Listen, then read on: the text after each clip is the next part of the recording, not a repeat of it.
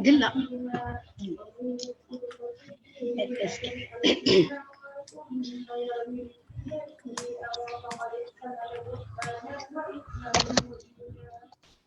Okay. Assalamualaikum warahmatullahi wabarakatuh. Alhamdulillahirabbil alamin wassalatu wassalamu ala asyrafil anbiya'i wal mursalin sayyidina Muhammadin wa ala alihi wa sahbihi ajma'in. Subhanaka la ilma lana illa ma 'allamtana innaka antal alimul hakim. Wala haula wala quwwata illa billahil aliyil azim. Qala rabbi shrah li sadri wa yassir li amri wahlul 'uqdatam min lisani yafqahu qawli. Amma ba'. Para penonton yang hormati sekalian, alhamdulillah bertemu lagi kita dalam program kita setiap hari pukul 5 suku sampai pukul 6 suku, tuan-tuan. 5.15 sampai 6.15 kita akan bersiaran insya-Allah, dan pada malam ini dan malam-malam berikutnya pukul 10 malam hingga pukul 11. Malam ini kita ada tetamu yang sangat istimewa, tuan-tuan dan puan. Insya-Allah ramai-ramai kita akan berada dengan telefon kita atau berada dalam laptop kita dan sebagainya. Kita akan melihat, kita akan mengikuti, kita akan mendengar daripada yang berbahagia Profesor Madya Dr. Redwanti Abdullah. Malam ni tuan-tuan dan puan, insya-Allah saya bersama dengan beliau malam ni untuk melihat beberapa perkara yang berkaitan dengan kehidupan kita, terutamanya umat Islam, daripada orang yang asalnya tidak Islam memeluk Islam tapi jauh ke depan dibandingkan dengan Hasan Ali, dibandingkan dengan teman-teman yang lain, tuan-tuan dan puan. Begitulah orang yang memeluk Islam ini dengan penuh semangat dan penuh kecintaan, dengan penuh ilmunya. Kita tengok jauh mereka ke depan, sama ada di barat atau di timur. Kita lihat orang-orang yang macam ini biasanya menjuarai dalam gerakan-gerakan Islam di seluruh dunia ni, insya-Allah. Termasuklah Profesor Madya Dr. Redwanti itu. Jadi petang ini tuan-tuan dan puan, kita nak berbincang selama 1 jam. Kalau kita lewat tadi dalam 2-3 minit, kita akhirkan pun kita akan lewatkan sikit dalam 2-3 minit, insya-Allah. Tuan-tuan dan puan, kita nak bincang atas tajuk menggamit remaja kepada Islam. Menggamit remaja kepada Islam. Dan insya-Allah kita akan membincangkan, ada 3 tetamu saya, tuan-tuan dan puan.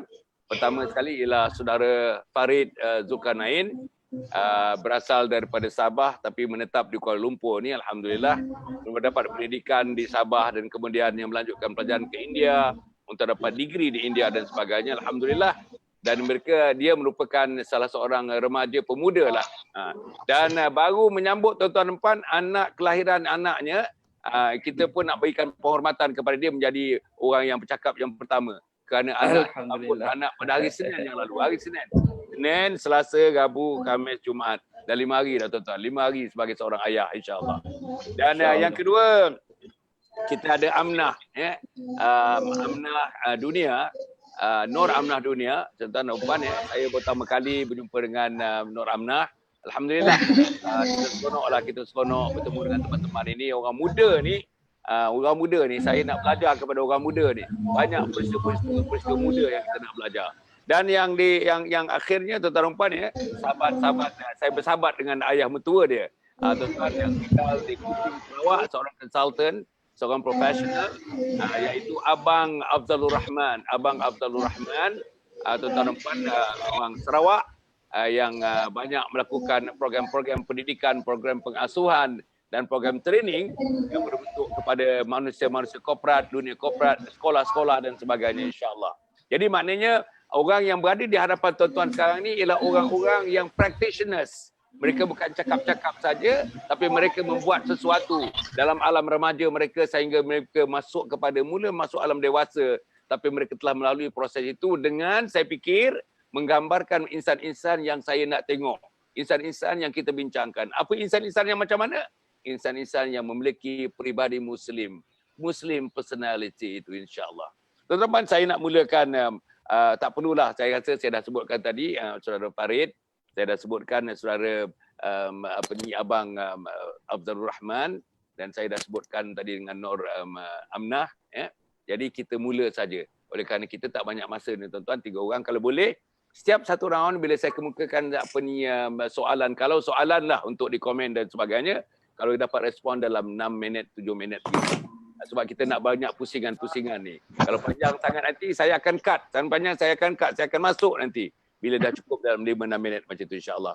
Farid, kalau Farid boleh memulakan ayat ayah baru ni, menimang anak, tak pandai lagi menimang anak, tak pandai lagi mendengar tangisan anak. Tak tahulah malam-malam anak-anak menyusu rasanya 2-3 kali. Tak tahulah Betul. parit sama-sama menggerakkan, membangunkan atau parit-parit berdengkur dekat di sebelah dia tadi. Okey, Farid. Ya, Boleh tak Datuk. Farid memukadimahkan, kalau kita nak cerita tentang menggamit remaja Muslim kepada Islam, apa dia? What is the best kind of introduction, mukadimah untuk diberikan kepada para penonton dalam masa 5-6 minit begitu. Sila Farid. Baik, terima kasih Datuk.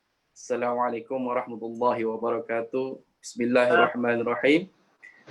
Pertama sekali, saya ucapkan terima kasih kepada Datuk kerana sudi sekali lagi menjemput saya bersama ahli panel kita yang lain.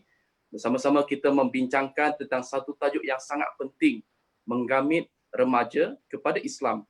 Menggamit remaja kepada Islam ini, kita boleh katakan bagaimana kita hendak membawa remaja kita kepada Islam, menghayati Islam, bagaimana mereka dapat mengamalkan Islam dalam kehidupan mereka. Jadi remaja dalam melalui Kementerian Kesihatan mentarifkan remaja ini mereka yang berumur di antara 12 hingga 24 tahun. Jadi seperti yang kita tahu, remaja hari ini ramai di antara mereka yang terlibat dengan masalah sosial. Yang pertama sekali seperti masalah dadah, masalah anak luar nikah, masalah samseng, masalah pelbagai masalah sosial yang kita dengar, yang sering kita dengar di kaca TV pada hari ini. Jadi ini adalah satu kerisauan yang patut ditimbulkan kepada kita sebagai belia, dan kepada kita sebagai remaja, dan kepada kita sebagai rakyat Malaysia. Dan kita juga sebagai seorang Islam, kita kena fikir, kita kena risau bagaimana remaja hari ini, mereka yang terlibat dengan masalah-masalah sosial, kita dapat bawa mereka kepada agama Islam. Kerana agama Islam sahaja, dengan agama Islam yang dapat membawa kehidupan mereka daripada masalah ini kepada kehidupan yang beragama. Dengan kehidupan yang beragama, mereka akan dapat hidup sebagai satu orang manusia yang dapat memberi manfaat, yang dapat membantu masyarakat di sekeliling mereka. Jadi beberapa persoalan akan timbul dalam tajuk kita pada hari ini, menggamit remaja kepada Islam. Yang pertama, persoalan yang kita kena persoalkan, bagaimana cara kita nak bawa remaja ini menghayati Islam, kehidupan Islam secara total, secara keseluruhan. Yang kedua, siapakah golongan remaja yang kita perlu dekati? Adakah daripada pelajar sekolah, dan ada juga kalangan mereka yang tidak dapat bersekolah ini, kita panggil sebagai homeless, mereka yang tidak ada rumah, hidup di tepi jalan. Kita tidak boleh tinggalkan mereka kerana mereka juga remaja seperti orang-orang remaja-remaja yang lain yang hidup yang ada dengan ibu ayah, yang dengan keluarga, dengan ada keluarga, mereka dapat hidup di satu rumah dengan tempat perlindungan. Yang pertama, siapa remaja, bagaimana. Okay. Yang ketiga, kita nak tahu apakah manhaj ataupun apakah cara kita nak tackle remaja ini kepada Islam, insya-Allah. Okey. Alhamdulillah, satu mukadimah yang singkat tetapi padat daripada saudara Farid yang mengatakan bahawa ada 3 perkara yang perlu dipikirkan, siapa remajanya, bagaimana nak dibuat, dan juga manhaj, metodologi yang perlu digunakan untuk memanggil anak-anak remaja ini kepada Islam. Dan beliau juga telah menyebutkan tadi tentang berbagai permasalahan remaja yang sedang berada di tengah-tengah keadaan remaja sekarang, di tengah persekitaran remaja. Apa yang disebutkan tadi tuan-tuan adalah merupakan sebagian kecil daripada host of problems, masalah yang besar yang sedang dihadapi, dan begitu banyak masalahnya. Tiap-tiap rumah remaja, saya yakin, tanyalah kepada mak dan ayah, tanyalah kepada kakak dan abang mereka, semuanya ada masalah. Semuanya ada masalah. Sebab itu tuan-tuan dalam bulan Ramadan yang penuh dengan barakah ini, hari yang kedua kita puasa Ramadan ini, kita menyemak perkara ini. Jangan kita nak semak untuk diri orang, kita nak semak untuk diri kita, rumah tangga kita, anak-anak kita, adik-adik kita, supaya mereka insya-Allah dapat mengikuti apa yang kita bincangkan ini, sekurang-kurangnya ada terlintas dalam pemikiran mereka macam mana nak keluar daripada masalah yang sedang dihadapi. Saya nak pergi sekarang kepada Amnah. Amnah, kalau misalnya kita lihat tadi yang dipersoalkan tentang remaja itu, ialah kita nak bawa remaja kepada Islam. Tetapi dalam sikit-sikit observasi saya selama tidak kurang daripada 10 tahun yang terakhir ni, yang jelasnya ialah remaja-remaja, termasuk orang dewasa juga, tapi kita hari ini bincang remaja. Remaja ni kurang minat kepada agama. Ada setengahnya bukan kurang minat, tidak minat kepada agama. Tidak minat kepada agama, kurang minat kepada agama, minat sikit kepada agama, dan mereka yang committed minat kepada agama. Kita nak pergi kepada yang tidak minat dan kurang minat kepada agama. Agaknya dalam pengalaman Amnah, sudah tentu Amnah ada bercampur, ada tengok anak-anak remaja kita. Macam mana fenomena yang tidak minat kepada agama, dan tuan-tuan, boleh dikatakan tuan-tuan, hati mereka belum lagi terpanggil untuk melihat agama satu keperluan dalam hidup. Sila, Amnah. Terima kasih banyak diucapkan kepada Datuk Dr. Hassan Ali atas jemputan ni. InsyaAllah sebenarnya ni kali pertama lah saya dijemput untuk sesi live sebegini. Moga apa yang saya kongsikan ni dapat bagi manfaat sedikit sebanyak. Okey, kembali kepada tajuk kita hari ini, menggamit remaja kepada Islam. Kalau kita tengok tajuk ni besar sebenarnya skop dia. Cuma seperti yang Datuk katakan tadi, kita akan fokuskan kepada remaja yang mungkin kurang meminati Islam. Kalau kita lihat balik apa yang Rasulullah SAW sebutkan, maafkan umatku, mereka tak tahu. Ya Allah, mereka tak tahu, mereka jahil ya Allah. Jadi kita tak boleh pandang remaja-remaja yang kurang meminati Islam sebagai orang yang memang nak menjauhkan diri dari Islam. Bagi saya, pandangan saya, kerana mereka tidak faham. Orang kata apabila kita tak faham apa yang kita tak faham, dia akan jadi lagi susah untuk kita mendekati sesuatu tu. Macam orang yang kita cinta, macam orang yang kita cinta, bila kita cinta seseorang, kita akan lebih nak mengenali dia lagi. Macam tu juga dengan agama. And bagi saya, cinta kepada agama, kita berbalik-balik kepada apa yang disebutkan Allah Subhanahu Wa Taala dalam Quran. Ud'u ila sabili rabbika bil hikmah. Serulah orang kepada Allah, kepada Tuhan kamu dengan hikmah. Wal mau'izatil hasanah, dengan nasihat yang baik. Wajadilhum billati hiya ahsan. Saya suka untuk bawa kita semua untuk fikir tentang persoalan hikmah ni. Zaman sekarang, dalam zaman media sosial, dalam zaman banyaknya fitnah media sosial, sangatlah susah sebenarnya untuk kita jaga diri kita menjadi seorang pendakwah atau remaja yang boleh mengekalkan jati diri yang tidak terpengaruh dengan segala fitnah ni, dan untuk kita betul-betul menggamit remaja dengan nasihat yang baik dan dengan hikmah. Saya percaya hanya ikhlas, niat yang ikhlas dan luhurnya hati kita untuk mengajak orang lain menghayati apa yang kita faham akan membuatkan diri kita semakin bersungguh-sungguh untuk memberi nasihat yang ikhlas. Kadang-kadang orang menjauhi bukan kerana apa yang kita bawakan, tetapi kerana cara kita atau mungkin ayat kita. Kita balik semula pada diri kita jugalah sebagai remaja Muslim. Okey, maknanya apa yang Amnah tekankan saudara, nak menggamit remaja ni, kita kena, orang putih kata kena empathize, maknanya empathy. Maknanya kita letak putting ourselves into their shoes. Jadi maknanya baru kita dapat tahu dia punya lenggok gaya dia, baru kita dapat tahu degup jantung dia, baru kita dapat tahu dia punya gambaran hati dia. Yang ini kita kena empathize. Maknanya kita kena letakkan diri kita dalam situasi mereka. Bagus ini. Saya nak pergi kepada Abdul Rahman. Okey. Pengalaman sebagai seorang profesional yang saya yakin banyak berkhidmat di sekolah, banyak berkhidmat di sekolah menengah, banyak berkhidmat di pusat-pusat pekerjaan tinggi, banyak berkhidmat di badan-badan profesional dan sebagainya. Sudah tentulah kita akan tengok ada remaja yang berkarya dan remaja yang tidak berkarya. Remaja yang hidup memang dalam suasana yang mak bapak mereka memang menjadi pendidik-pendidik daripada awal, atau remaja yang mak bapak mereka atas sebab-sebab tertentu seperti nak mencari rezeki, terpaksa siang bekerja, malam bekerja, akhirnya tertinggal untuk mendidik anak-anak. Macam mana Abdul Rahman mendapati dua polariti ini di antara yang terdidik dengan yang tidak terdidik? Macam mana kita nak menggamit kedua-duanya? Letak kita di tengah-tengah tadi, yang tu bil hikmah wal mau'izah wajadilhum billati ahsan tadi. Macam mana kita nak letakkan konsep itu dalam keadaan dua pola ni? Pola yang terdidik dan pola yang tidak terdidik. Dan ibu bapa yang mendidik dan ibu bapa yang tidak mendidik. Yang kurang mendidik, minta maaf. Sila, Dr. Rahman. A'udzubillahi minasyaitonirrajim. Bismillahirrahmanirrahim. Allahumma shalli ala sayyidina Muhammad wa ala ali sayyidina Muhammad. Pertama sekali saya ingin mengucapkan jutaan terima kasih kepada Ayahanda Datuk, penulis kita, dan seluruh para hadirin hadirat yang saya kasihi dan saya doakan kebaikan sekalian.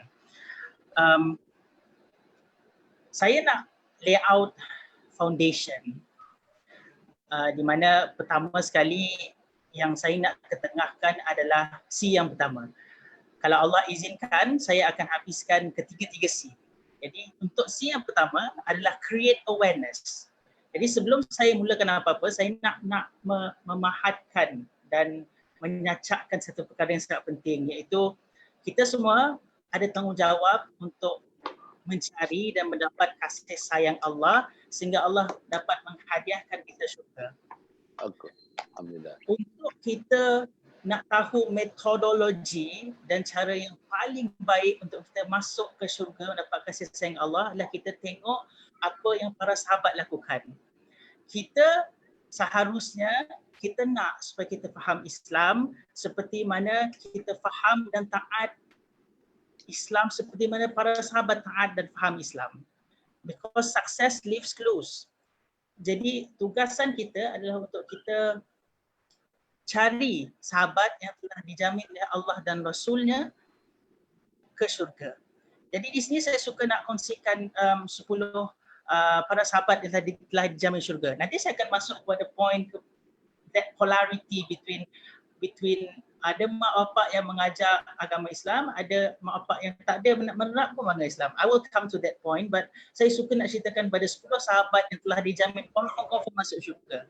Yang pertama adalah Abu Bakar, Umar, Uthman, Ali, Talha, Zubair, Sa'ad bin Abi Waqqas, Said bin Zaid, Abdurrahman dan Abu Ubaidah bin Jarrah radhiyallahu anhuma. Mereka semua ni memang telah dijamin masuk syurga. Tapi di sini saya nak fokuskan kepada anak muda. Anak muda di mana saya nak fokus kepada 2 para sahabat iaitu Zubair dan Sa'ad bin Abi Waqqas. Mereka ni Masya Allah sangat hebat. Jadi kita ni tugas kita adalah untuk tengok kenapa dia jadi hebat dan gagah seperti yang diceritakan kepada kita. Okey, kalau kita tengok kepada ibu Zubair bin Awam radhiyallahu anhu, nama ibu dia adalah Sofiyah. Sofiyah adalah adik-beradik kepada Abdullah, iaitu bapa kepada Nabi Muhammad sallallahu alaihi wasallam. Jadi antara ciri khas yang ada pada Sofiyah yang menyebabkan Zubair menjadi Zubair al-Awwam radhiyallahu anhu yang sangat gagah dan hebat pengawal Nabi sallallahu alaihi wasallam adalah yang pertama adalah ibu ni Sofiyah ini sangat-sangat menekankan untuk taat pada Allah dan Rasul. Apa-apa yang Allah dan Rasulnya cakap, ikut, no question asked, dan apa yang dijanjikan oleh Allah dan Rasulnya adalah benar. Ini adalah ciri-ciri ataupun modul yang telah diterapkan oleh ibunya Sofiyah kepada Zubair al-Awwam radhiyallahu anhu. Jadi antara perkara yang menarik, ciri yang menarik kepada Sofiyah ini adalah dia sangat berusaha untuk menghilangkan ketakutan dalam diri Zubair sejak daripada kecil. Tidak ada makhluk yang patut kamu takuti melainkan Allah. Allah. Jadi apa yang kita sekarang ni bila kita tengok dalam suasana kita hari ini kan, kadang-kadang apabila anak kita tak nak tidur, kita takutkan dia dengan hantu-hantu. Dengar tu Farid, jangan takutkan hantu-hantu.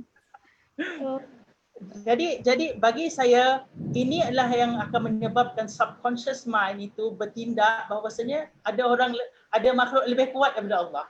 So we want to actually build those mind into something yang Allah adalah segalanya, aku hanya takut pada Allah.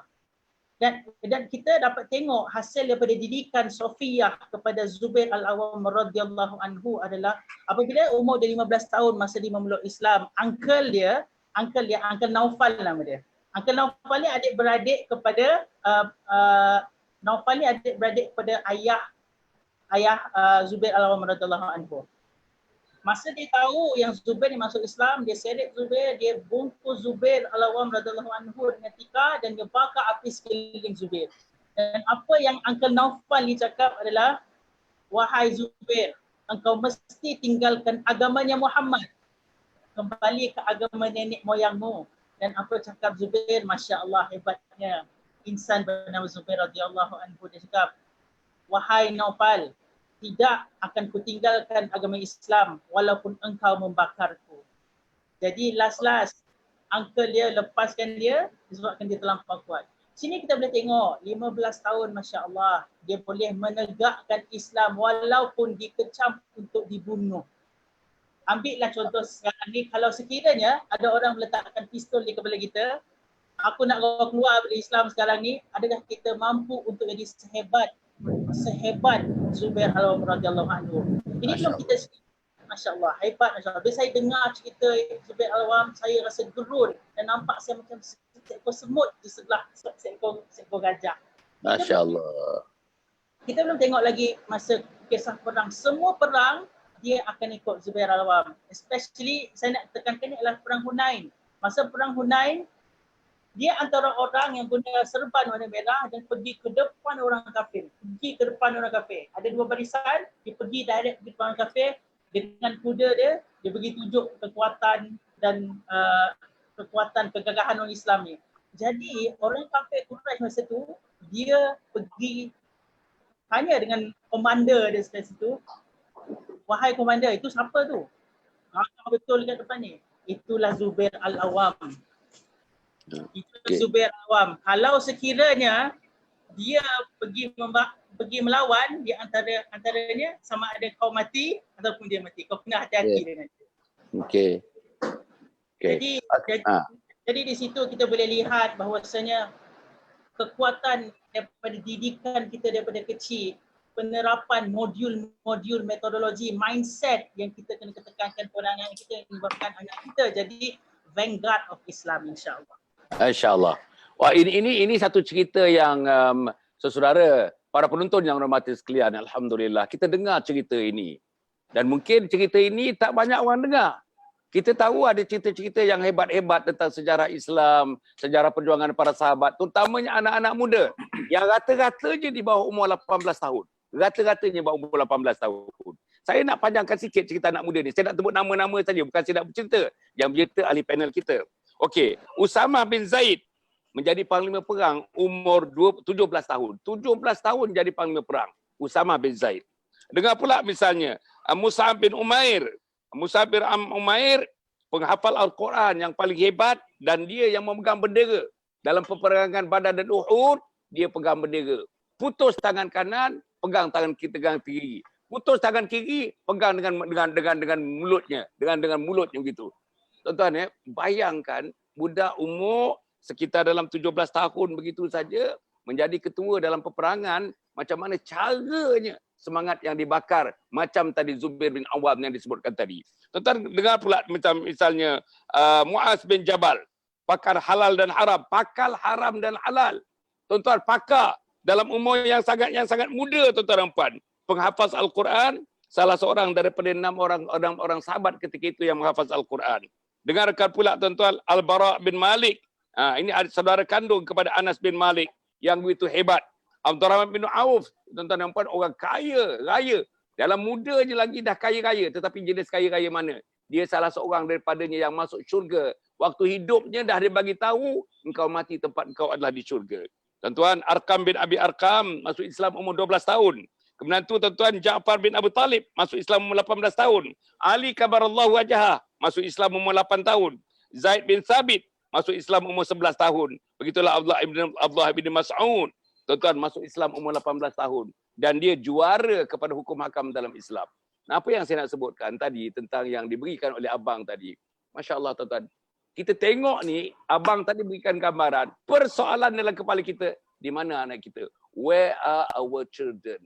Which particular point dalam cerita ini you got to place your children? Di mana tempat anak kita di situ? Anak kita dalam bulan Ramadan, saya dapat cerita ni. Orang WhatsApp kepada saya minta saya sebut, kata dalam program-program sebut doktor.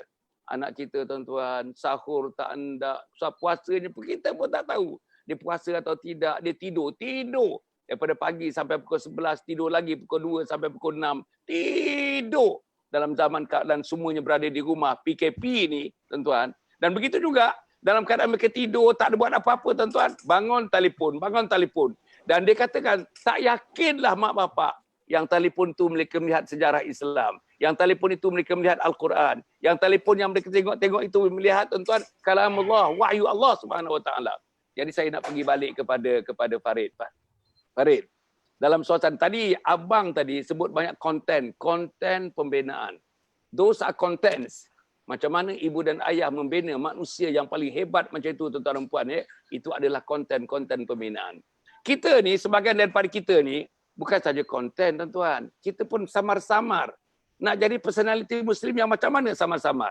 Pada ayah dan ibunya tidak menunjukkan personality Muslim. Pada uncle dan antinya tidak menunjukkan personality Muslim. Pada datuk-datuknya pun tidak menggambarkan personality Muslim. Dan kita hidup ni tuan-tuan, there must be a role model. There must be a role model. And therefore, we need to have certain real model dalam kehidupan kita. Dan dalam role model inilah saya nak tengok kalau misalnya Farid dapat ulas sikit ini tentang percontohan dalam hidup ini. Percontohan untuk anak-anak daripada mak bapak terutamanya, abang kakak yang lebih tua yang mesti menunjukkan contoh kepada anak-anak yang kecil, remaja yang kecil ini. Sila Farid. Baik, alhamdulillah. Jadi kita telah dengar daripada saudara Afzalur Rahman, betul ya? Ya. Maafkan saya kalau salah. Alhamdulillah kita nampak contoh-contoh pemuda-pemuda Islam. Mereka ini berumur bukannya umur yang menjangkau dewasa, tetapi mereka dalam kategori remaja. Umur 8 tahun, umur 11 tahun, 17 tahun, 13 tahun. Mereka ini jadi benteng kepada Islam pada zaman Rasulullah SAW. Mereka ini telah korbankan harta mereka, nyawa mereka, masa mereka untuk agama Allah Subhanahu Wa Taala. Bagaimana? Kenapa? Bagaimana boleh berlaku? Begitu juga. Jadi hari ini, role model yang paling dekat sekali untuk remaja ini, untuk anak-anak ini adalah ibu dan ayah mereka. Jadi ibu dan ayah adalah orang yang paling dekat sekali, yang anak-anak mereka yang paling rapat sekali, yang mereka dapat lihat sebagai role model mereka. Jadi ibu ayah sangat penting untuk mendidik anak-anak mereka sejak kecil lagi. Mereka harus tanamkan kecintaan kepada Islam, kecintaan kepada Nabi, kecintaan kepada sahabat, cinta kepada Al-Quran, cinta kepada hadis, cinta kepada kisah-kisah sahabat. Jadi ibu bapa adalah role model mereka, adalah satu faktor yang sangat penting untuk membentuk remaja. Daripada kecil sebenarnya didikan itu bukan sahaja daripada selepas mereka bersekolah, tetapi sejak mereka dalam kandungan lagi. Apa didikan yang kita telah berikan kepada anak kita? Kan, daripada kandungan kita kena dengarkan mereka dengan Al-Quran. Kita sendiri sebagai ayah, sebagai ibu perlulah mendidik diri kita jadi role model kepada anak-anak kita supaya anak-anak kita ini dapat mencontohi ayah dan ibu mereka apabila mereka besar nanti. Jadi sebab itulah faktor yang paling utama, ibu ayah ini kena beri contoh yang terbaik kepada anak-anak, berikan didikan yang terbaik kepada anak-anak supaya mereka jadi anak yang berguna, anak yang bermanfaat kepada ibu dan ayah mereka. Apabila anak-anak ini, remaja-remaja ini menjadi anak-anak yang taat kepada kedua ibu bapanya, taat kepada Allah dan Rasul, saya percaya remaja-remaja mereka ini apabila dewasa menjadi remaja, mereka juga akan jadi orang yang bermanfaat kepada masyarakat, kepada agama dan juga kepada negara. Jadi itulah yang saya nak tekankan di sini, peranan ibu bapa itu sangat penting. Daripada mereka, bukan daripada selepas lahir, tetapi sejak dalam kandungan lagi. Apa amalan kita untuk anak-anak kita? Jadi itulah yang ya. Jadi seperti Maulana Zakaria, kita tahu dia seorang ulama hadis di India. Ibu dia setiap hari akan khatam 10 kali Al-Quran. Dalam kandungan lagi, dalam masa 9 bulan 10 hari mengandungkan anak dia, Maulana Zakaria ini, ibunya setiap hari akan khatamkan Al-Quran. Jadi di sini kita lihat didikan itu bermula sejak dalam kandungan lagi. Bagaimana kita mengatur didikan anak-anak kita dalam kandungan, selepas lahir, semasa sekolah dan menjadi remaja. Dan sehinggalah mereka berkahwin, proses itu akan jadi satu kitaran. Mereka pula akan jadi mak ayah. Bagaimana mereka akan didik anak-anak mereka pula nanti. Jadi peranan ibu bapa ini sangat penting. Jika ibu bapa pun tidak boleh nak mendidik anak-anak, bagaimana anak-anak menjadi anak-anak yang taat kepada kedua ibu bapanya. Jadi ibu bapa peranan yang sangat penting, memainkan peranan yang sangat penting untuk mendidik anak-anak. Okey tuan-tuan Tuan-tuan apa yang poin yang diberikan oleh saudara Farid tadi menekankan sangat ibu bapa. Bahkan tadi Afzalur Rahman pun tuan-tuan dan puan untuk mendidik anak-anak yang hebat seperti itu sudah tentulah peranan ibu bapa. Bukan saja peranan tuan-tuan dan puan, seluruh prosesnya daripada awal dia nak habiskan tadi. Dari awareness-nya, understanding-nya, tuan-tuan internalization-nya, pengamalannya, menyebarkan kebaikan kepada adik-adik, sibling, other sibling dan sebagainya. Ini adalah proses-proses. Tapi saya nak bagi tahu tuan-tuan para penonton dan mata sekalian, peranan mak bapak. Kalau tuan-tuan tak dapat apa pun dalam kita punya empathy, kita punya forum ini, mainkan peranan tuan-tuan. Dalam Ramadan inilah kejut, tuan-tuan, kejutkan mereka. Sahur katakanlah pukul 5, kejut tuan-tuan, ketuk pintu. Kaki yang naik pergi kejutkan pintu itu pahala. Tangan yang mengetuk pintu itu pahala. Tuan-tuan menunjukkan lagi anak-anak yang susah nak bangun pahala. Memasak makanan di dapur pahala. Seluruhnya kita diliputi oleh pahala untuk membentuk peribadi Muslim yang terbaik di kalangan ibu bapa dan juga anak-anak yang disayangi mereka. Okey, saya nak pergi pada Amna. Amna, bila kita menggamit ni, ada penggamit, ada yang digamit. Jadi penggamit dan digamit. Jadi maknanya penggamit ni, kita ni penggamit ni, kadang-kadang kita merasakan tuan-tuan dan puan, kita rasa tidak ada keperluan untuk menggamit. Allah, apa dia ni? Agama masing-masing. Agama ni private. Agama ni very individualistic. Aku tak nak ni kan orang marah aku. Idea. Tetapi sebenarnya tuan-tuan, tugas menggamit itu adalah dakwah. Dan dakwah ini untuk diri kita adalah fardu ain. Dan untuk masyarakat ini adalah fardu kifayah. Gabungan di antara fardu ain dengan fardu kifayah. Maknanya, dalam keluarga kena gamit anak-anak. Dalam masyarakat kena gamit jiran tetangga. Dalam yang besar sekali kena gamit anggota masyarakat yang lebih luas. Dalam negara kena gamit umat Muhammad sallallahu alaihi wasallam. Kalau ini dapat rentetan-rentetan ini, saya nak gunakan perkataan Farid tadi, kitaran. Saya suka tu. Kitaran ini dapat dibuat, insya-Allah tuan-tuan dan puan rasanya para remaja akan masuk dalam kitaran itu dan kitaran itu berlaku dalam sistem makronya, globalnya.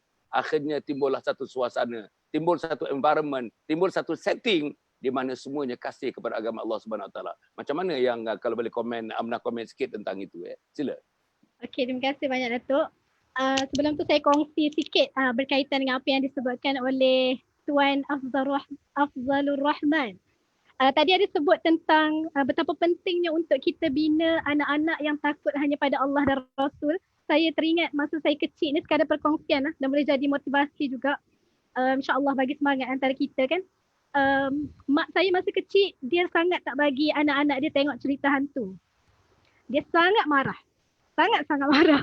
Dan pernah sekali kawan-kawan, biasalah kita pergi sekolah, kita dengar kawan-kawan cerita pasal cerita seram blok 404. Masa tu famous blok 404, flat 606, apatah lagi yang saya pun dah tak ingat dah. Masa tu saya curi-curi tengok cerita hantu di malam hari pukul 1 pagi saya rasa. Masa sekolah rendah. Mak saya dapatlah tangkap kantoi di pagi itu. Mak saya kata satu je. Tahu tak kenapa mama tak bagi tengok cerita hantu? Saya terdiam. Saya macam, ada sebab ke? Budak-budak sangatlah blur. Mak saya kata satu je. Mama tak nak ajar anak mama takut pada benda yang tak ada pun. Tak nampak. Cuba takut pada benda yang kita boleh rasa.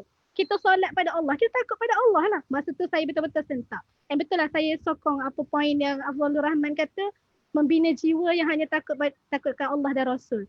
Okay, kembali balik pada persoalan Datuk tentang bagaimana kita ni nak menggamit. Kadang-kadang kita tak rasa macam perlu pun sebab kita rasa dah ada ustaz-ustaz, dah ada Datuk Hassan Ali mungkin, dah ada imam-imam, dah ada orang-orang yang kita rasa dah boleh membawa tanggungjawab tu. Tapi kita kena ada jiwa yang empathy macam Datuk kata tadi. Bila kita tengok orang tak dapat nikmat seperti yang kita dapat, kita patutnya rasa kesian. Kata-kata yang kita selalu dengar, nahnu qaumun a'azzanallahu bil Islam. Kita adalah kaum yang Allah muliakan kita dengan Islam. Daripada kita lahir, kita tak tahu apa-apa, kita tak tahu erti bahagia, kita tak tahu macam mana kita tak tahu kita ni nak jadi macam mana. Saya percaya remaja, dia ada satu persoalan yang aku ni nak jadi macam mana ni bila besar ni. Jadi gila-gila orang marah. Jadi lucu orang marah. Jadi warak sangat pun tak boleh. Nak jadi apa sebenarnya? So saya rasa kita kena kembali, kita sebagai orang yang mengajak orang lain, kita kena ada sikap yang bila kita tengok orang tak dapat, bila kita tengok orang tak rasa macam kita rasa, kita kena ada rasa empathy. Tapi kita kena ingat, people don't care how much you know until they know how much you care. Orang tak akan kisah pun apa yang kita tahu selagi kita tak tunjuk pada orang tu yang kita kisah pasal dia. Saya cerita sikit lah tentang seorang kawan saya.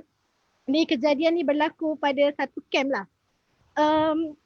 Saya ditemukan dengan seorang yang agak, dia masa tu satu camp ni kami kena solat sama-sama semua. Tapi dia ada geng 5 orang yang setiap kali solat dia memang akan lari. Dan saya selalu buat lambat-lambat lah. Saya selalu buat lambat-lambat. Saya saja je nak tengok Lepas tu ketika itu diorang ni dia takut saya ikut dia. Dia menyorok lah. Lepas tu saya terfikir juga. Biar je lah. Mungkin dia macam tu dah kot.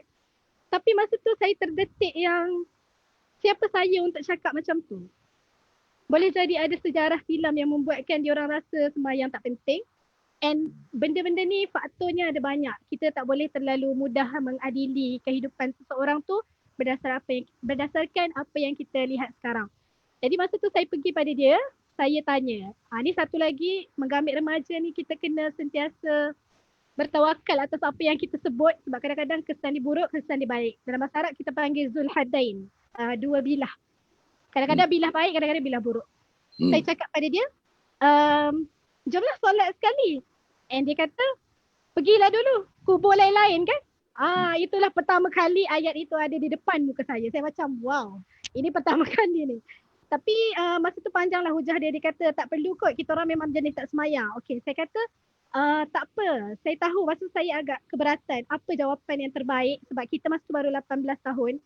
Tapi Alhamdulillah Allah ilhamkan saya jawab sebab kubur kita lain-lain dan sebab lepas ni tak tahu bila lagi kita jumpa, saya ajak sekarang. And masa tu diorang ni macam, saya nampak, saya pergi solat, saya nampak diorang slow-slow ke arah musola pada camp tu. Camp tu lama, 3 bulan. Jadi saya rasa kita sebagai orang yang nak menggamit remaja ni, kita kena ada jiwa yang betul-betul ikhlas untuk mengajak orang lain. Saya nak kongsikan ada 4 step lah yang saya pernah baca dari segi psikologi untuk kita ajak seorang manusia lebih dekat pada Allah. Yang pertama, physical. Kita kena ada hubungan fizikal dengan dia, rapat dengan dia, banyak bercakap dengan dia. And yang kedua, intellectual. Macam mana cara kita jadilhum billati hiya ahsan, berdebat dengan dia, membuatkan dia boleh fikir yang dia ni jauh dengan Allah secara indirect. Yang ketiga, emotional. Kita kena dekat dengan dia sampai tahap yang dia boleh rasa, dia boleh kongsi masalah dia dengan kita. And yang keempat, spiritual. Bila dia dah boleh berkongsi masalah dengan kita, itu tandanya hati dia dah lebur, ego dia dah lebur, dia dah rasa, okay, this is the time, aku kena buat sekarang juga. Aku kena mendekati Allah sekarang juga. And masa ni, kita punya peranan bagilah harapan. Segala ayat-ayat rahmat, kemukakanlah pada dia. Sebab mungkin kita orang pertama yang kemukakan pada dia. Jadi itu daripada saya, Datuk. Okey. Daripada orang lain. Ini pakar. Kita nak pergi sekarang ke pakar dia ni. Pakar physical, pakar intellectual, pakar emotional dan pakar spiritual. Orangnya Afzalur Rahman yang kat sini tuan-tuan. Dia trainer tuan-tuan. Dia corporate trainer. Sudah tentu dia faham. Tapi yang saya nak sebut dengan apa nanti dia ulas Rahman kalau kita tengok persekitaran kita ni tak membantu. Tengoklah persekitaran dalam rumah tak membantu. TV masa Ramadan inilah paling baik dramanya, paling baik filem-filemnya. Menjelang sampai hari raya 1 Syawal nanti. Okey. Kita tengok pula tuan-tuan dan puan, kita tengok yang Hollywoodnya, yang Bollywoodnya, yang apa, masih inilah tuan-tuan dan puan. Emmy Awardnya, berbagai awardnya ditayangkan semula. Menandakan inilah contoh-contoh, inilah kehebatan dunia. Marilah kita sama-sama menghebatkan dunia yang terhebat.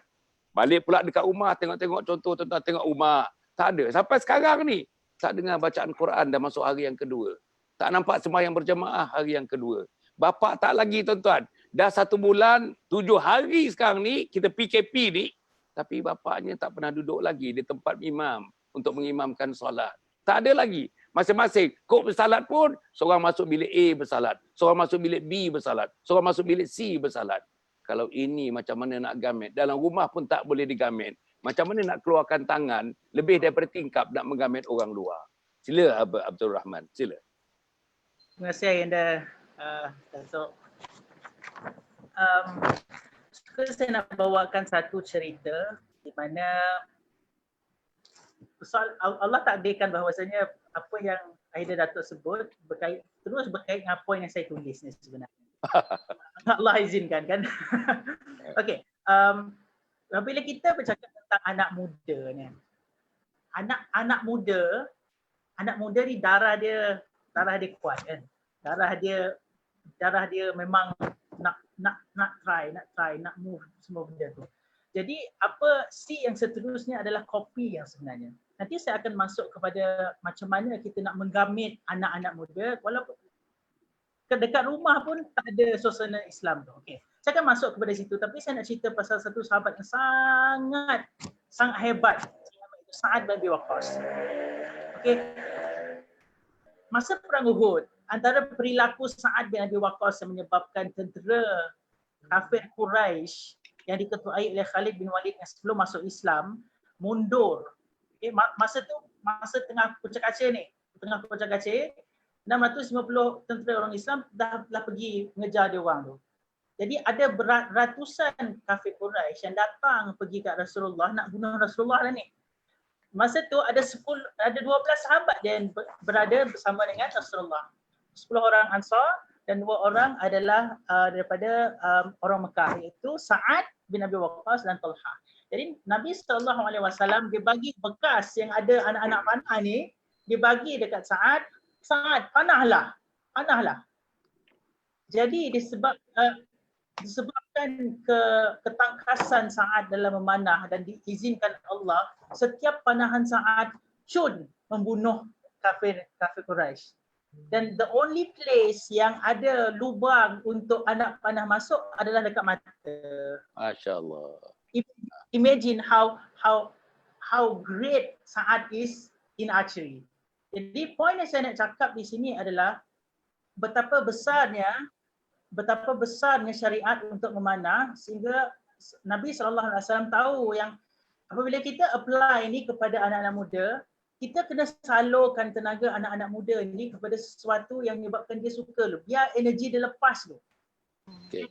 Energi dia lepas. Jadi saya suka nak ceritakan tentang saya hadis Nabi SAW riwayat Muslim yang saya dapat daripada Bayan Linas yang mengatakan a'iddu lahum mastata'tum min quwwah ala innal quwwatar ramyu ala innatal quwwatar ramyu ala innal quwwatar ramyu, dan sediakanlah untuk menentang mereka musuh yang menceroboh dengan segala jenis kekuatan yang dapat kamu sediakan. Ketahuilah sesungguhnya kekuatan itu adalah memanah.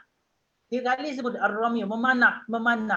Nak menunjukkan di situ bahawasanya energi kita ni yang sangat kuat ni kena disalurkan pada tempat yang Nabi SAW anjurkan kita untuk main. Apabila kita dah dapat salurkan energi itu, energi yang kuat anak-anak kita tu pada satu yang dia suka, insya-Allah baru senang kita nak tackle. Give people what they want first. Insya-Allah they will be able to listen to you. Kalau kita tak faham anak kita apa anak kita nak, which means that it is going to be hard for us to tell the message to anak-anak kita. Jadi untuk kes mak bapak yang tak menerapkan Islam, di dalam kehidupan, masya-Allah, the only thing that I can say adalah one day everyone will die. One day kita akan minta kepada Allah to be raised again in this world supaya kita dapat buat perkara-perkara yang baik, yang perintah Allah. Jadi what are the options that we have rather than practicing Islam to the utmost of our ability? Tak ada choice yang lain. untuk anak-anak yang tahu bahawasanya mak bapak dia bukan yang jenis Islamik, then it's our duty. Benda kita tak dapat control. We cannot change our parents. Kita tak dapat tukar dia orang. Ayah, mak, contohnya kalau dia memang tak dekat dengan Islam, ayah, mak, you need to be close to Islam. Jadi keganasan pula berlaku di rumah. Jadi dia nampak anak dia kan. So how can we do it? Kalau kita dah ada awareness sekarang ni kita nak going towards Islam, ikut perintah Allah, maka it's our duty and responsibility untuk cari Islam, cari Allah, cari apa yang Allah instruct, cari apa yang Rasul sallallahu alaihi wasallam suruh kita buat. And this is what we need to do. Why not we just control on what we can control rather than controlling things that we cannot control. Parents kita dapat control, but we can control ourselves insya-Allah.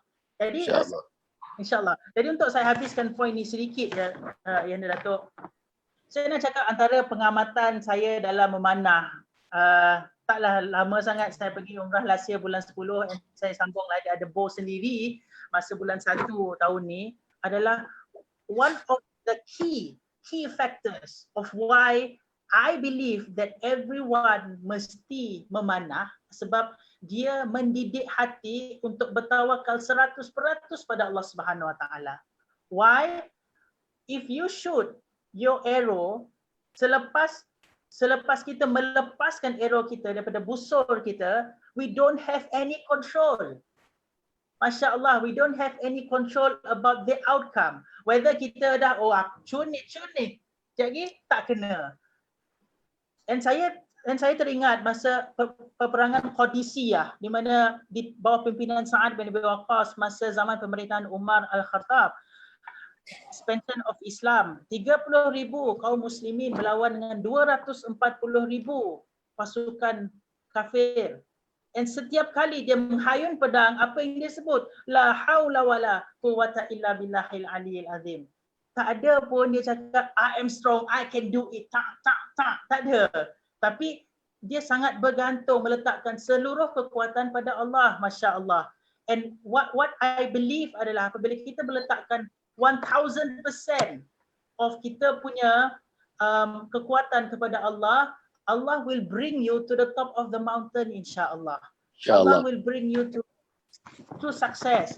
And what happened apabila kita sangat bergantung pada diri kita, kalau kita fail, what happen adalah kita akan rasa this is the end of the world. And paling teruk lagi orang decide untuk bunuh diri. Padahal that is not perintah Allah dan Rasulnya. Okay. So that is why I believe that kita kena letakkan sesuatu bergantung harap sepenuhnya 1000% pada Allah Subhanahu Wa Taala insya-Allah. Alhamdulillah, masya-Allah. Hebat. Farid, Amnah, dengan saya sendiri kita akan berangkat ke Kuching untuk mengikuti kelas memanah. InsyaAllah. Kelas memanah itu untuk mendapatkan pengertian sebenarnya tawakal kepada Allah Subhanahu Wa Taala. Itu masya-Allah. Ni. Insya-Allah. Habis Covid, Abdul Zarman belikan kita tiket.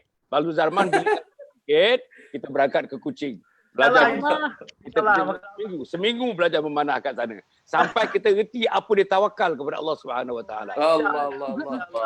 Okey. Para penonton yang hormati sekalian, kita belum habis lagi. Kita ada tinggal satu round lagi. Satu orang nanti dalam 3 minit. Para penonton yang hormati sekalian ya, kita sedang mengikuti forum atau perbincangan petang. Sembang-sembang petang bersama dengan 3 anak muda di depan saya.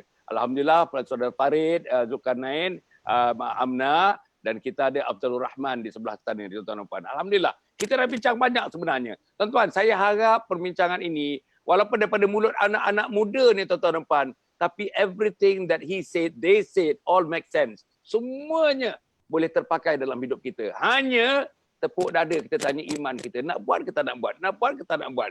Misalnya kalau ada kritik-kritik sikit terhadap mereka, pada orang tua misalnya, yang belum lagi berminat kepada Islam, yang belum lagi nak jadi imam, dalam keadaan kita PKP ni, yang belum lagi menunjukkan minat kepada untuk mendidik anak-anak kepada agama, tuan-tuan jangan marah, jangan bimbang tuan-tuan. InsyaAllah, dengar nasihat daripada Amna tadi. Amna punya nasihat tuan-tuan very soothing, maknanya hold on, tengok. Nanti kita buat cara yang terbaik. Kita faham you, kita ajar, saya faham you, you faham I. Kita empathize, kita gunakan approach yang paling lembut, approach yang paling halus. Itu Amna punya tu. Jadi tuan-tuan dan puan, insya-Allah saya harap tuan-tuan semua ada anak remaja. Saya yakin orang yang menjadi followers dan likers kepada kita punya page. Tuan-tuan pergi kepada page pergi kepada Farid Zulkarnain, tuan-tuan page kepada Amna dan page kepada Abdul Rahman. InsyaAllah dia orang ada YouTube, dia orang ada Instagram, semuanya ada, Twitter, semuanya dia orang ada ni. Tuan-tuan insyaAllah untuk mendapatkan lagi lanjut daripada butir-butir perbincangan kita ini. Apapun tuan-tuan dan puan, jangan lupa malam ni tuan-tuan pukul 10 malam ni. Pukul 10 malam ni kita sediakan pendebat yang paling hebat tuan-tuan. Pendebat yang paling kritikal, yang paling kritis dalam tulisan-tulisannya, iaitu Profesor Madya Dr. Redwanti Abdullah. Profesor Madya Dr. Redwanti Abdullah. Tuan-tuan dan puan yang berhati sekalian, insya-Allah kita teruskan seorang dalam 2 minit begitu. Kita ada masa, kalau 2 minit maknanya kita ada 6 minit semua sekali, 3 minit lah. 3 kali 3, 9 minit. Lepas tu saya tutup dalam masa 1-2 minit insya-Allah. Tuan-tuan dan puan. Ada Amna nak cakap apa ke? Macam mana ke? Tidak. Okey. Ada Datuk. Okey. Okey, tuan-tuan dan puan yang mati sekalian. Sekarang kita dah masuk pusingan yang akhir. 3 minit. Okey. Sekarang bulan Ramadan. Ni bulan Ramadan. Bulan yang penuh dengan barakah tuan-tuan. Saya dah catatkan nama bulan Ramadan tuan-tuan. Ada 27 nama bulan Ramadan. Sayyidus Syuhur, bulan rahmat, bulan barakah, bulan Al-Quran, berbagai-bagai bulan tuan-tuan. Seluruhnya terhimpun dalam bulan Ramadan. Kalau kita tak sambut bulan ini tuan-tuan, satu lagi disebut, inilah bulan dakwah, inilah bulan dakwah. Satu lagi, kembaran kepada dakwah itu, inilah bulan jihad, inilah bulan jihad. Kalau tengok tuan-tuan, Sa'ad bin Abi Waqqas. Sa'ad bin Abi Waqqas ni kuburnya di negeri Cina. Sa'ad bin Waqqas ni tuan-tuan. Begitulah hebatnya tuan-tuan. Meninggalkan Mekah, meninggalkan Madinah. Mati di negeri Cina mendakwahkan agama Allah Subhanahu Wa Taala. Tapi apa yang saya nak sebut tuan-tuan kita hendakkan dinamisme. Tadi Abdul Rahman banyak cerita tentang rahsia-rahsia macam mana Nabi dan para sahabat tuan-tuan membentuk manusia-manusia, insan-insan. Mungkin tak ada lagi insan yang lahir di dunia, besar di dunia macam tuan-tuan sahabat generasi yang dibina oleh Nabi Muhammad sallallahu alaihi wasallam. Tapi apapun kalau kita dapat petik 1% daripada kehidupan mereka, selamat anak remaja tuan-tuan. Kalau kita dapat petik 1% daripada fikiran mereka, mindset mereka, selamat anak kita tuan-tuan. Apalagi kalau kita dapat petik 1% daripada langkah perjuangan mereka, lagi hebat dalam kehidupan kita tuan-tuan. Sila Farid. Baik, Datuk. Baik. Apa yang saya dapat simpulkan melalui peranan ibu bapa tadi, dia ibu bapa yang dapat saya simpulkan ada 3 kategori. Yang pertama, yang ada didikan agama dan mereka ini dapat mendidik anak-anak mereka dengan didikan agama yang sangat sempurna. Yang kedua, yang tidak ada didikan agama tetapi mereka menginginkan anak-anak mereka ini ada didikan agama. Seperti yang kita tahu, kemungkinan mak ayah mereka ni zaman dahulu jahil, tak tahu agama, tak dapat dekat dengan agama, tidak ada peluang. Tetapi sekarang ada peluang, mereka tidak boleh buat tetapi mereka akan hantar anak-anak mereka untuk didikan agama dengan menghantar mungkin ke madrasah, mungkin bersama dengan kem-kem motivasi, contohnya dengan Ustaz Abid Liu. Yang ketiga, kategori yang ketiga yang saya boleh simpulkan, ada yang tidak ada didikan agama dan yang tidak mahu mendidik anak-anak mereka dengan didikan agama. Ini yang kita kena risaukan. Anak-anak yang tidak ada didikan agama ini disebabkan mak ayah mereka tidak ada didikan agama dan mereka tidak berpeluang diberi didikan agama, maka orang persekitaranlah yang bertanggungjawab untuk memberi didikan agama kepada mereka. Untuk gamit mereka. Sebagai penggamit, untuk gamit mereka, bawa mereka kepada Islam. Bawa mereka kepada suasana Islam, suasana agama, sehingga mereka ini jadi anak-anak yang boleh jadi asbab ibu bapa mereka pula untuk masuk ke dalam syurga Allah Subhanahu Wa Taala. Siapa mereka? Siapa orang sekeliling anak-anak remaja ini? Pertama sekali adalah kawan-kawan mereka. Jadi kita sebagai kawan-kawan, kalau kita lihat ada kawan-kawan kita, antara kawan-kawan kita yang jauh daripada agama, kita bimbing, pegang tangan mereka dengan cara yang hikmah untuk untuk bawa mereka kepada agama Allah Subhanahu Wa Taala, insya-Allah. Alhamdulillah. Yang ini kita akan belajar dengan Farid.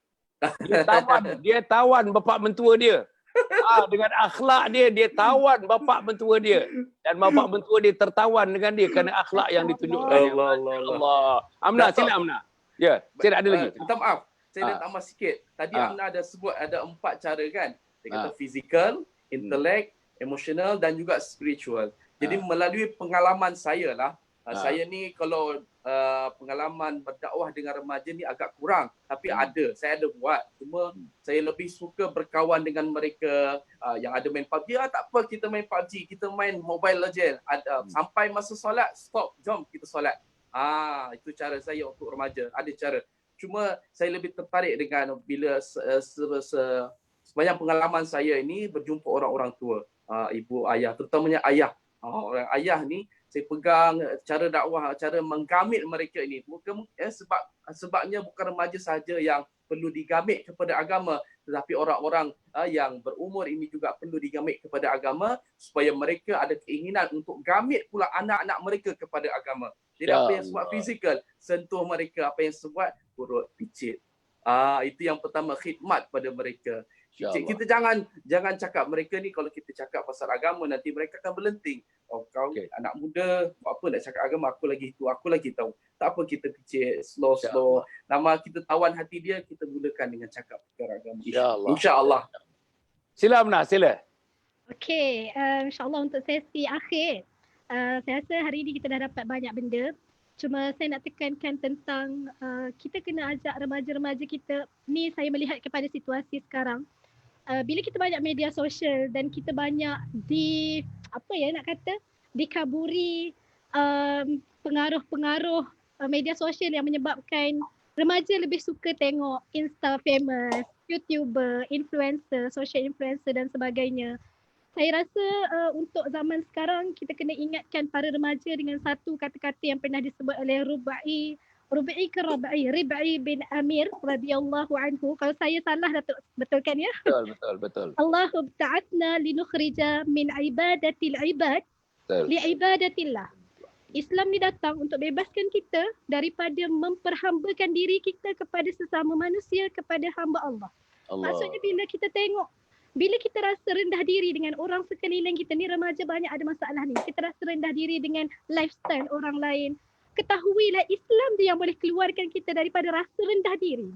Islam dia yang boleh buat kita hargai diri kita. Bila kita hargai diri kita, secara tidak langsung kita akan dekat lagi dengan Allah.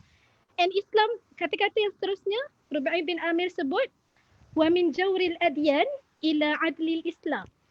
Daripada pengabdian, daripada kekejaman, bukan kekejaman agama di sini dimaksudkan ketidakseimbangan agama kepada keadilan Islam. Remaja ni dia suka berfikir. Dia suka tengok ni, kenapa jadi macam ni? Kenapa orang ni buat macam ni? Kenapa dalam Malaysia ni jadi macam ni? Dia suka berfikir.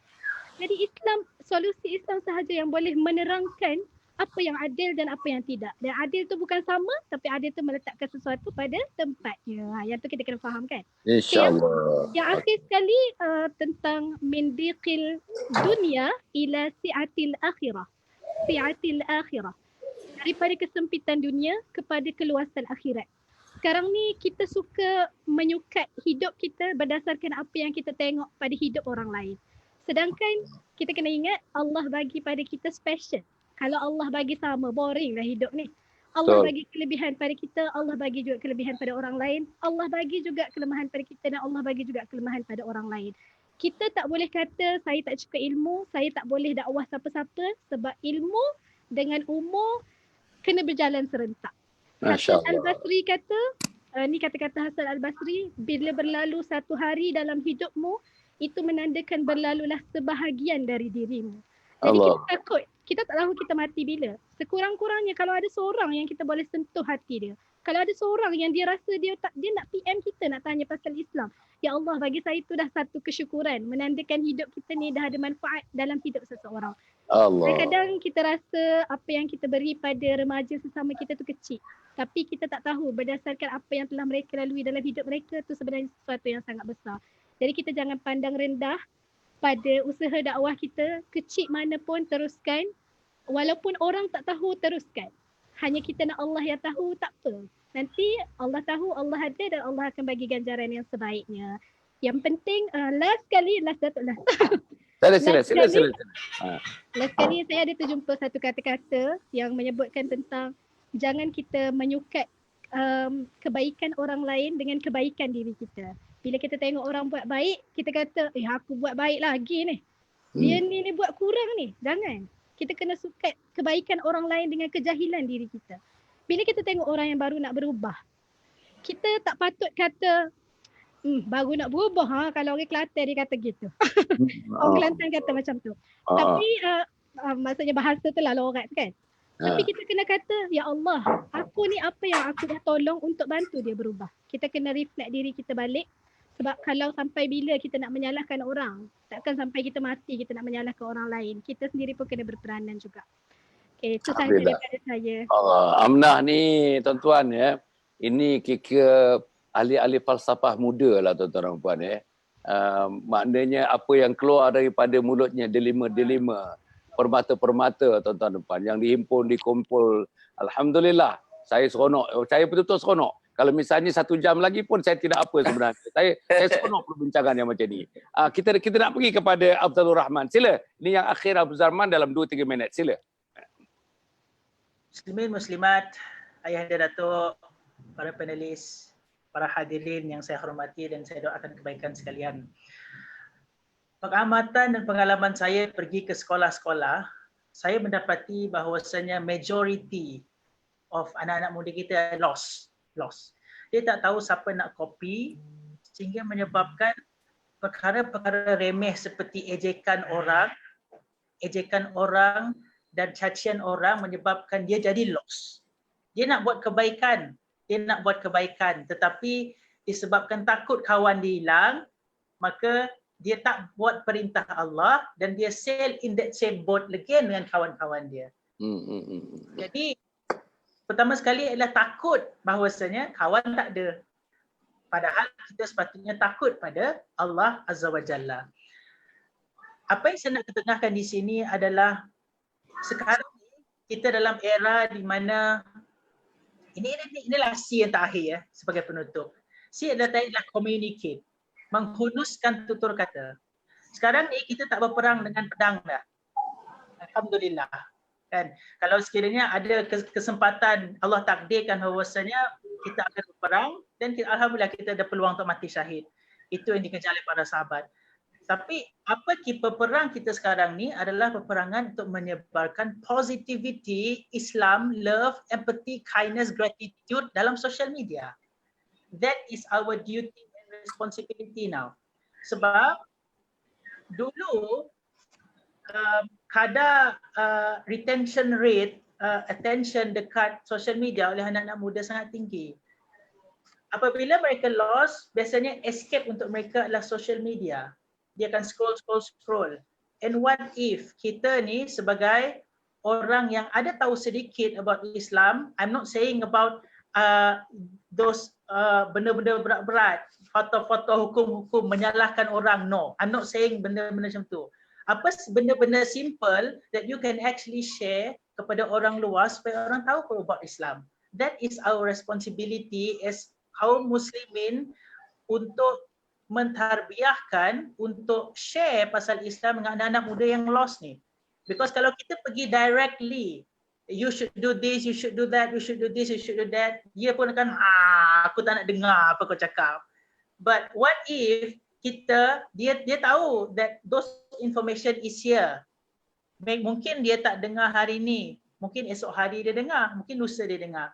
Tapi our ability macam apa yang Ayahanda Datuk buat adalah keep on sharing every day 5 live.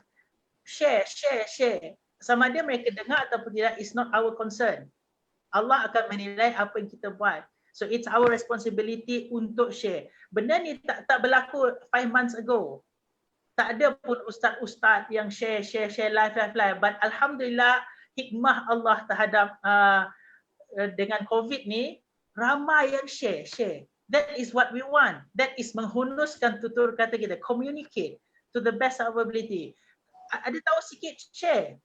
Mana tahu dengan satu share, satu video, satu post sebabkan orang tu berubah. Now, I want to end this point by saying that apa yang kita selalu buat adalah apabila kita tengok satu video negatif dekat social media, what we usually do adalah kita selalu tengok video tu sampai habis and commenting on those video. Kau tak boleh buat macam tu, ini haram, ini also whatsoever. Ramainya ustaz dalam komen-komen tu. But the keyboard warriors lah. But what we do not know is makin banyak kita tengok video tu, makin banyak kita komen, Facebook identify that post as something which is so good for people's attention. Dia tak nak orang keluar daripada Facebook. So what we can do to fight that is actually to post a vigorous amount of positive content untuk lawan that negative content. That is why we need all this vanguard of Islam. Tak semesti kita ustaz, kita share something yang kita tahu so that people will get benefit from that. Jangan tunggu ustaz baru kita nak share pasal kebaikan. And that is why that is why the first thing I tell in kisah Zubair bin Awam radhiyallahu anhu adalah kuat ke tak kita berpegang pada janji yang telah dijanjikan oleh Allah dan Rasulnya.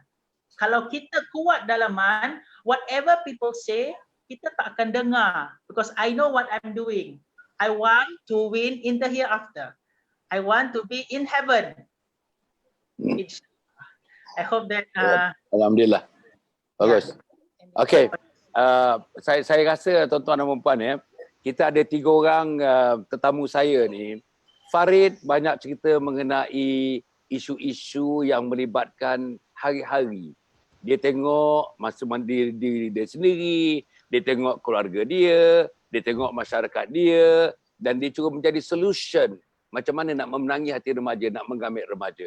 Sementara Amnah pula tuan-tuan, Amnah ni saya rasa dia berfikir besar, berjiwa besar dan nak melaksanakan insya-Allah. Dia ambil contoh tadi, contoh masya-Allah tuan-tuan, contoh-contoh dan ayat-ayat yang dikemukakan, ayat-ayat nak bawa manusia ni. Orang Islam mesti fikir besar. Orang Islam mesti berjiwa besar. Sebab Islam itu sendiri sangat besar.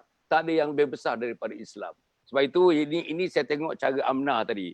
Sementara abang pula, abang ni lebih kepada tuan-tuan sejarah macam mana sejarah. Sejarah macam mana sejarah Islam. Macam mana Zubair bin Awam. Macam mana zaman pada sahabat. Macam mana tadi, macam mana sahabat tuan-tuan. Sunnah. Sunnah itu tuan-tuan ya. Memanah itu adalah sunnah. Dan apa arti sunnah dalam kehidupan kita. Semuanya ini campur semua tuan-tuan dan puan.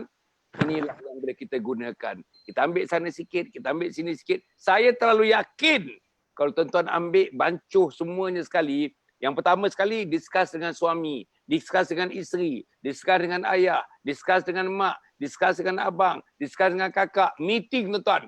Malam ini kena ada meeting. Sebelum tidur, kita bedah siasat apa yang telah kita bincangkan pada petang yang mulia ini insya-Allah. Barulah sesuatu akan dapat faedahnya. Kalau tidak, tuan-tuan minta maaf saya menggunakan perkataan ini.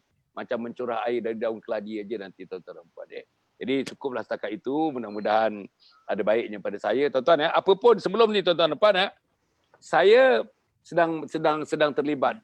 Sangat-sangat tuan-tuan, sangat-sangat aktif sekarang ini. Untuk membangunkan Anjung Husnul Khatimah. Satu-satunya dalam dunia ni tuan-tuan. Satu-satunya dalam dunia. Non in Egypt, non in Saudi, non America, non in Australia, nothing there. Yang ada nanti dibangunkan di Malaysia, di Selangor, di Sungai Semungkis, Ulu Langat, Batu 15. Dia lebih kurang dalam 20 minit daripada Pekan Kajang insya-Allah. Kita nak bangunkan berharga 13 juta ringgit tuan-tuan. Ini dibangunkan secara non-profit making. Non-profit making. Apa gunanya? Kita nak selamatkan insan, nak selamatkan diri saya, nak selamatkan diri sahabat, nak selamatkan umat Muhammad sallallahu alaihi wasallam daripada kemurkaan Allah, daripada seksa Allah, daripada tuan-tuan dan puan, sanggahan-sanggahan Allah Subhanahu Wa Taala. Ini tempat ni tuan-tuan, nak bina manusia. Yang pertama sekali, kita ada satu program namanya tuan-tuan, pendidikan hujung usia. Pendidikan hujung usia yang alien pada masyarakat kita di Malaysia. Inilah yang kita nak didik manusia. Mati dalam Islam, mati dalam iman, mati dalam taqwa dan mati dalam ihsan. Untuk anak-anak pula, mereka datang kemari nanti. Ada modul-modulnya. 3 hari 2 malam, 3 hari 2 malam, 3 hari 2 malam. Ikut dia bila mereka boleh datang, ikut jadual mereka, mereka rangka jadual sendiri, mereka datang 3 hari 2 malam. Apa yang saya nak jadikan anak-anak? Anak-anak mesti menjadi anak yang soleh, anak yang solehah. Nothing short of that, tuan-tuan. Your children all must become anak yang soleh, anak yang solehah. Kalau kita tidak ada anak yang soleh, anak yang solehah, tuan-tuan masa tua nanti tuan-tuan akan dipinggirkan. Masa tuan-tuan sakratul maut, tuan-tuan akan dipinggirkan. Masa tuan-tuan terbujur menjadi jenazah pun, anak-anak akan meminggirkan tuan-tuan dan puan. Tuan-tuan mati dah ditanam pun, anak kita lupa kepada kita, tuan-tuan.